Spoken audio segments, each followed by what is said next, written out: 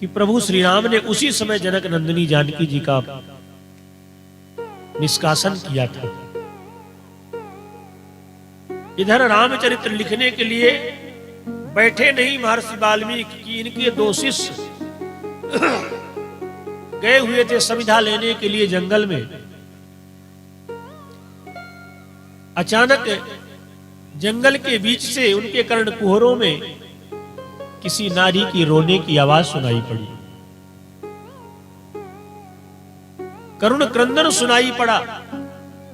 इस करुण क्रंदन को सुनकर के महर्षि वाल्मीकि जी के शिष्य दौड़े दौड़े आए। देखा कि एक बड़ी सुंदर देवी है जिसके आसपास कोई भी नहीं, इस निर्जन वन में अकेली है, रुदन कर रही है।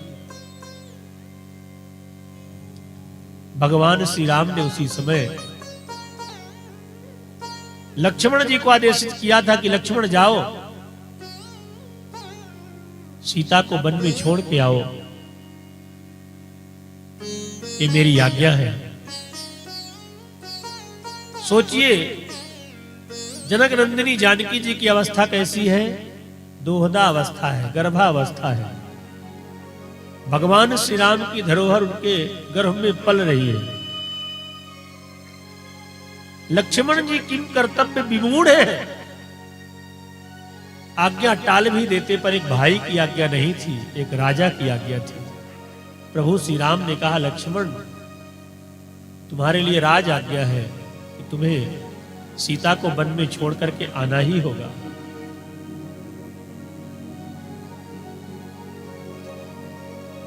जानकी जी तो सोच रही थी कि मुझे वन दिखाने के लिए ले जा रहे लक्ष्मण कुमार, पर जब गंगा के उस पार नाव में बैठ करके गंगा के उस पार जनक नंदिनी जानकी जी को महर्षि वाल्मीकि जी के आश्रम के थोड़ी दूर में पहुंचा करके चलने लगे, कहा मां अब आपको यहीं रहना है। इतना कहते हुए लक्ष्मण का हृदय द्रवित हो गया। फूट फूट कर लक्ष्मण रोने लगे। ऐसे आदर्शवादी लक्ष्मण जिन्होंने कभी जानकी जी के मुखमंडल की ओर निगाह उठा करके देखा नहीं। सीता जी के हरण के समय जब आभूषणों को पहचानने की बारी आई, प्रभु श्री राम ने कहा लक्ष्मण पहचानो ये किसके आभूषण हैं। तो लक्ष्मण जी ने यही कहा कि ना हम जानामि केयूरे ना हम जानामि कुंडले। हे भैया मैं ना इन कुंडलों को जानता, इन केयूरों को जानता, इन नूपुरों को जरूर पहचानता हूं, क्योंकि मैं जब माता जी के चरण बंदन करने जाता था तो इन नूपुरों का दर्शन होता था। ऐसे लक्ष्मण जी जिस समय छोड़कर चलने लगे, करुणा विह्वल हो जाते हैं, फूट फूट कर रोने लगे। मां जानकी ने कहा लक्ष्मण तुम छोड़कर जा रहे हो, प्रभु श्री राम ने मेरा निष्कासन कर दिया, इस बात का दुख नहीं है। ऐसी अवस्था में मेरा निष्कासन किया है जबकि प्रभु श्री राम की दो दो धरोहरें मेरे कोख में पल रही है। दुनिया के लोग जब पूछेंगे कि इनका पिता कौन है, तो ये सीता कौन सा उत्तर देगी।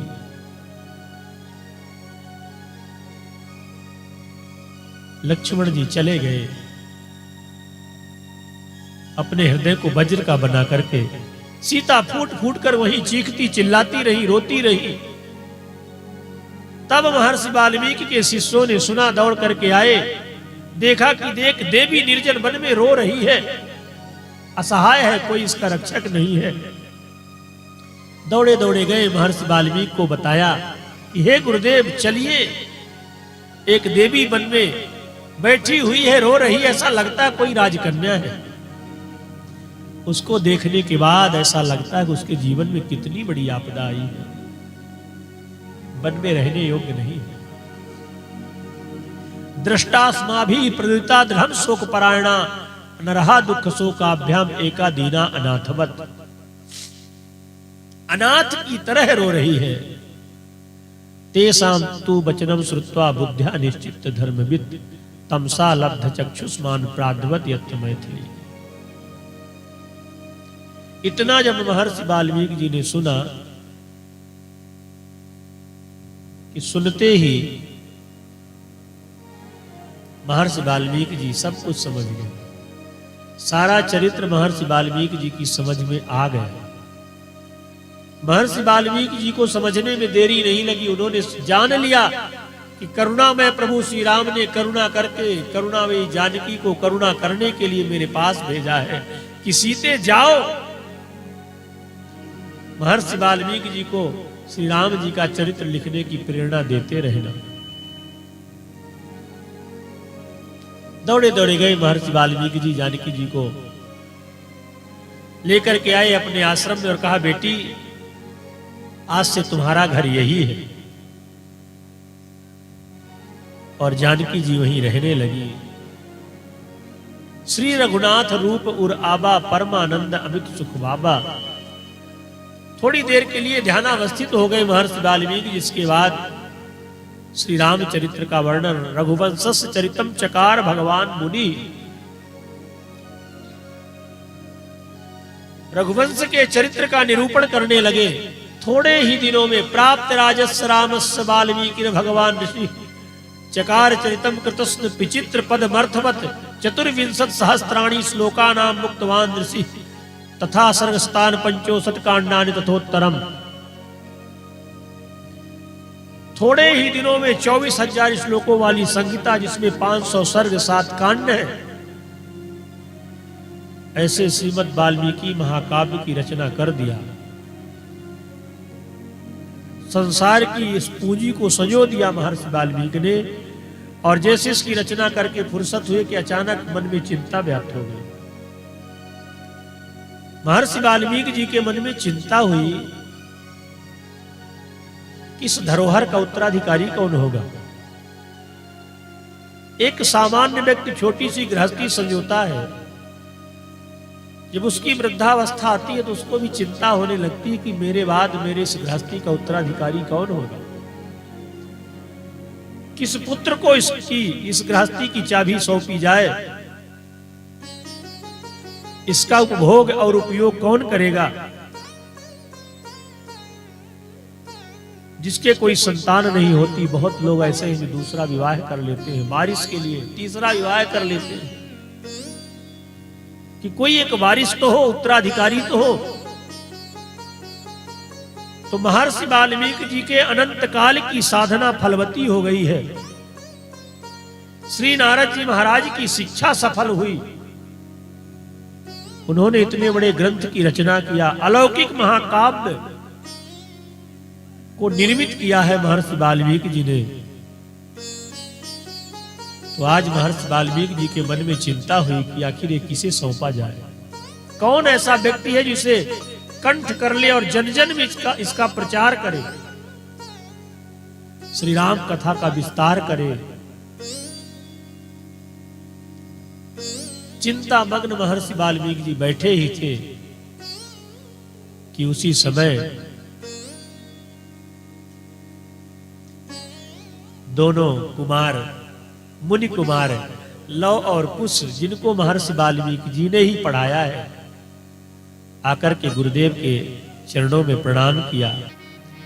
उसी समय दोनों कुमार आकर के महर्षि वाल्मीकि के चरणों में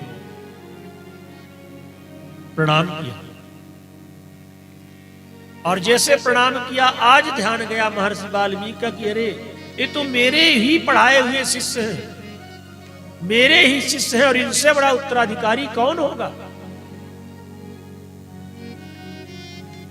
कुशील बहुत धर्मज्ञौ राजपुत्रौ यशस्विनौ भ्रातरौ स्वर संपन्नौ, जिनकी बड़ी तीव्र मेधा है, बहुत ही दिव्य स्वरूप है, वाणी भी बड़ी मधुर है,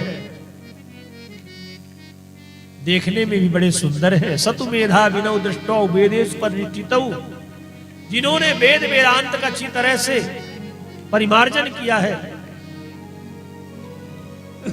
अध्ययन किया है। रूप लक्षण संपन्नौ मधुर स्वर भाषणौ बिंबादि बोधतौ बिंबौ राम देहात था परौ। प्रभु श्री राम की कांति से जिनकी मिलती जुलती कांति है, रूप लक्षण संपन्न, रूप और लक्षण में जो संपन्न है, ऐसे दोनों कुमारों को देख करके महर्षि वाल्मीकि धन्य हो गए और सुंदर लगे पढ़ाने, श्री राम कथा का उपदेश करने लगे। ऐसी मेधा शक्ति थी लव और कुछ की कि एक बार जो महर्षि वाल्मीकि जी पढ़ा देते वो कंठ हो जाती विद्या, और थोड़े ही दिनों में इतने बड़े महाकाव्य को, महाग्रंथ को आत्मसात कर लिया दोनों भाइयों ने। और जिस समय कंठाग्र कर लिया महर्षि वाल्मीकि जी ने कहा, हे ऋषि कुमारों, हे वन देवी के पुत्रों, जाओ, मेरा आशीर्वाद है तुम्हारी विद्या फलवती हो और जन जन में राम भक्ति का प्रचार करो, खूब इस राम कथा का गायन करो। तो पहली बार जब दोनों भाइयों ने कथा का वाचन किया तो संतों की सभा में कथा को गाया, और जिस कथा की प्रशंसा संत महात्मा करें, वास्तव में कथा वही है। तो जब दोनों भाइयों ने इस पूरे रामचरित्र को पढ़ करके, कंठाग्र करके और ऋषियों की सभा में जाकर के गाना प्रारंभ किया, और ऋषियों ने जिस समय सुना, मध्ये सभम समीपस्थामिदं काव्यम गायताम तच्छ्रुत्वा मुनियः सर्वे बाष्पर्या कुलेक्षणः साधु साधुति तावुचु परम विस्मय मांगता। ऋषियों ने अब दोनों भाइयों के मधुर वाणी के द्वारा इस राम कथा का वाचन सुना। आह, धन्य हो गए। साधु साधुवाद साधुवाद, धन्यवाद ते प्रीति मनसा सर्वे मुनियो धर्म वत्सला। सभी मुनियों ने मुक्त कंठ से दोनों भाइयों की भूरि भूरि प्रशंसा करी कि हे ऋषि कुमारों, हे मुनि कुमारों, कथा तो हम भी गाते हैं और कथा तुम भी गाते हो, पर आज जो तुमने कथा सुनाया है कुछ अलौकिक ही सुनाया है।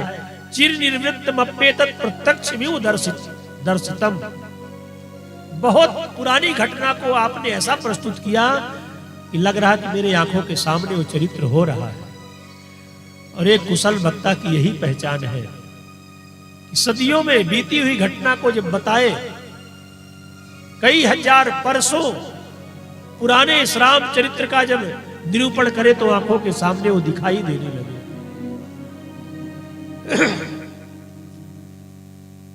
प्रसन्न हो गए ऋषि महात्मा, उनका हृदय भावुक हो गया, भावनाओं से भर गया और उपहार देने लगे। ऐसा उपहार संतों ने दिया, किसी ने कमंडल दे दिया, किसी ने मेखला दे दी, किसी ने जनेऊ दे दिया, किसी ने चिमीटा दे दिया। पर एक महात्मा ऐसे बैठे थे कि जिनके पास भेंट में देने के लिए ऐसा कुछ था ही नहीं। उन्होंने अश्रु वर्षण करते हुए आशीर्वाद दिया। आशा बसन बसन यह तिनहि रघुपति चरित होहि ताह सुनहि। ददुश्चैवं वरान सर्वे मुनिया सप्तवादिना। धन्य हो गए मुनि कुमार। खूब आशीर्वाद दिया, कहा जाओ यशस्वी भव, चिरंजीवी भव, तुम्हारा यश, तुम्हारी कीर्ति पूरे जगत में प्रवाहित हो। और ऋषियों का आशीर्वाद लेकर के दोनों भाई राम कथा वाचन के लिए आगे बढ़ते हैं। ऐसी राम कथा सुनाया है। भगवान की कथा तो मधुराति मधुर है ही, उनका रूप मधुर है, उनका नाम मधुर है, उनका हंसना मधुर है, उनका बोलना मधुर है, उनका चलना मधुर है, उनका देखना मधुर है, सब कुछ मधुर है। मेरे ठाकुर जी का सब कुछ मधुर है। ऐसे प्रभु का, श्री राम का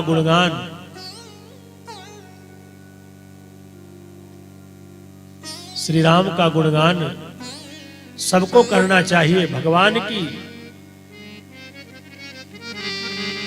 लीला का, भव्यता का, सभ्यता का सब लोग गान करें, जैसे ऋषि कुमारों ने किया है। जहां जाते, जिस गली में जाते, ऐसी राम कथा सुनाते कि सुनने वाला श्रोता मंत्रमुग्ध हो जाता, उनके पीछे पीछे चल देता। तंत्री लय समन्विता, तार वाद्य में गाते थे और गुणगान करते करते दोनों भाई पहुंच जाते हैं अयोध्या की गलियों में, जहां प्रभु श्री राम विराजमान रहते हैं। अयोध्या की गलियों में दोनों भाई पहुंच जाते हैं। तंत्री लय समन्विता तारवाद्य के स्वर में जिस समय अयोध्या की गलियों में प्रभु श्री राम के चरित्र का गान करना प्रारंभ करते हैं, इनकी मधुर ध्वनि प्रभु श्री राम अंतःपुर में विराजमान थे, उनके कर्ण कुहरों में जाकर पड़ती है। जैसे लव और कुश की पावन वाणी प्रभु श्री राम के कर्ण कुहरों में पड़ी, प्रभु श्री राम ने सुना कि अरे कौन है वो व्यक्ति जो मेरे ही गुणों को मेरे ही नगरी में गा रहा है, और इतने मीठे स्वर में कि सुनते ही जीव भाव विह्वल हो जाता है। प्रभु श्री राम अपने आप को रोक नहीं पाए और दौड़ पड़े वहां से। इन दोनों कुमारों की आवाज को सुनकर के दौड़ पड़े कि कौन है ये कथा गाने वाला व्यक्ति।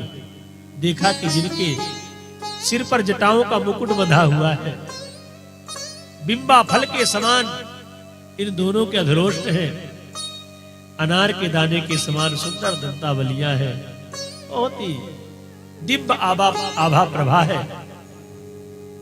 जाकर के प्रभु श्री राम ने भुजाओं को पकड़ लिया, कहा हे मुनि कुमारो, आप कौन हैं? आप मेरे महल में चले, आपका स्वागत है। आज अयोध्या का सम्राट प्रभु श्री राम दोनों कुमारों का स्वागत कर रहे हैं। सब कुछ जानते हुए भी अनजान बने हुए हैं, सब कुछ जानते हैं कि ये कौन है। ले गए और ले जाकर के दिव्य आसन पर बैठाया। आसन पर बैठा करके पूजिया मास पूजा रहु रामम शत्रु निबरहणा, प्रभु श्री राम ने उन कुमारों का पूजन किया। लक्ष्मण भरत शत्रुघ्न को बुलाया, कहा हे भाइयों, ये मुनि कुमार दोनों बड़ी सुंदर कथा कहते हैं। मेरा मन है कि अयोध्या में कथा हो। ये तो नहीं कहा प्रभु श्री राम ने कि राम कथा हो, कहा इनकी पावन वाणी के द्वारा दिव्य कथा हो और हम लोग श्रवण करें, इसकी तैयारी की जाए। और शीघ्र ही आनंद फानंद में तुरंत सारी तैयारियां हो जाती है। जितने भी मंत्री थे सब मंत्री आ जाते हैं।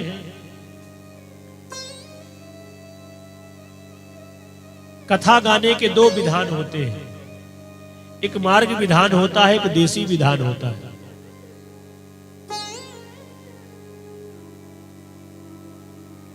तो मार्ग विधान वह है कि जहां भी जाएं, जिस देश में जाएं, अपनी जो भाषा है उसी देव भाषा में कथा गाई जाए, तो ये मार्ग विधान है। और देसी विधान वह है कि जिस देश में जाएं उस देश की भाषा में कथा का गायन करें। तो ये दोनों भाई मार्ग विधान से कथा कहते थे। दिव्य आसन लगा है। जिस समय परिचय पूछा गया, प्रभु श्री राम ने कहा हे मुनि कुमारो, आपका नाम क्या है? आपके माता पिता कौन है? आप अपना परिचय दीजिए। लव और कुश ने कहा कि हे महाराज श्री राम, मेरी माता वन देवी सीता है और मेरे गुरुदेव महर्षि वाल्मीकि है। और मैं अपने पिता का नाम नहीं जानती। लव और कुश ने कहा कि मेरी माता वन की देवी मां जानकी है, पिता का मुझे ज्ञान नहीं है। मां ने इस विषय पर नहीं बताया तो प्रभु श्री राम की आंखों में अश्रु प्रवाह होने लगे। प्रभु श्री राम ने मन ही मन सोचा कि वो अभागा पिता मैं ही हूं, जिनका नाम ही नहीं जानते। मुनि कुमारों ने कहा कि अपने गुरुदेव का नाम मैं जरूर जानता हूं, मेरे गुरुदेव का नाम महर्षि वाल्मीकि है।